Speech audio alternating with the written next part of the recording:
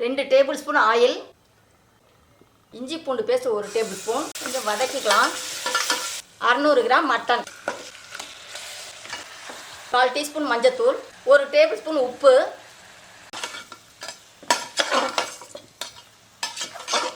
1/2 kilo ஜீரக சம்பா அரிசிக்கு 800 ml தண்ணி சேர்த்துக்கலாம்.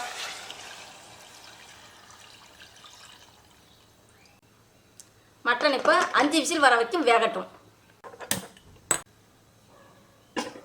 ஆயில் 100 ml, 2 டேபிள் ஸ்பூன் நெய், 2 துண்டு பட்டை, அன்னாசிப்பூ 1, கிராம்பு 3, ஜாதிபத்திரி பூ, பிரியாணி இலை 1, சின்னதாக இருந்தால் 2 போட்டுக்கலாம், 2 ஏலக்காய், வெங்காயம் 200 கிராம்,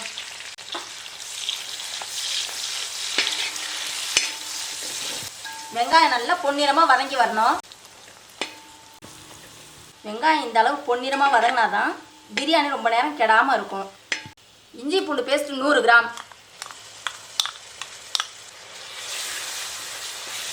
2 நிமிஷம் வதக்கிக்கணும். அரைச்ச தக்காளி 200 கிராம், இது ஒரு 5 நிமிஷம் வதக்கணும்.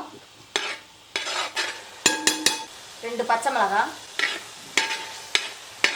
மிளகாத்தூள் 1 டேபிள் ஸ்பூன் போட்டிருக்கேன். காஷ்மீரி மிளகாத்தூள் 1 டேபிள் ஸ்பூன், தனியாத்தூள் 1 table spoon, garam masala 1/2 table spoon, தயிர் 100 ml,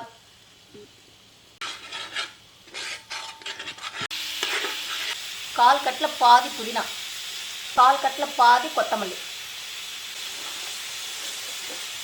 உப்பு 1 டேபிள் ஸ்பூன்,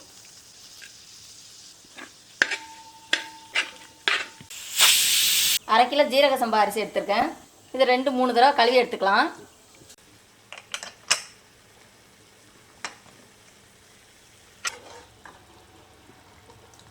வேக வச்ச மட்டன் சேர்த்துக்கலாம்.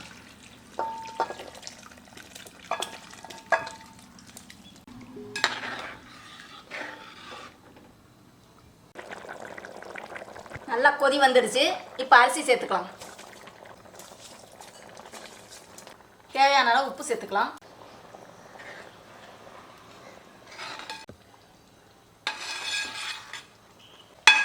கொஞ்சமாக கொத்தமல்லி புதினா போட்டுக்கலாம். 10 to 12 முந்திரி சேர்த்துக்கிறேன். இது விருப்பப்பட்டால் சேர்த்துக்கலாம். 1 டேபிள் ஸ்பூன் நெய்.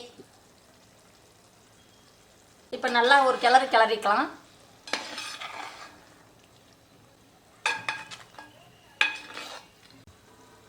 இப்போ தட்டு போட்டு மூடிடலாம்.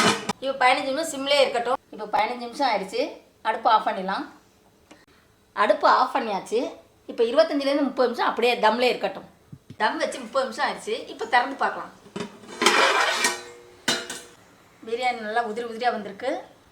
ஜீரக சம்பா ரைஸை நீங்களும் செஞ்சு பாருங்கள் இந்த பிரியாணியை.